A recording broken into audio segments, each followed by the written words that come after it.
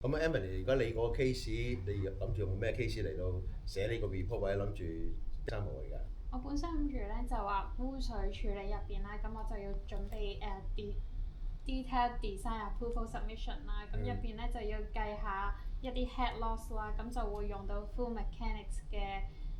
engineering principle 咯。嗰個 system 嘅系統嗰個 friction loss 啊，或者個 fluid mechanics 嘅一啲嘅 issue，令到我揀個啱嘅泵適合嗰個 case，先至係你嗰個 engineering 嗰個 case 嘅實際嘅工作啊嘛，明唔明啊？講除咗用 Darcy equation，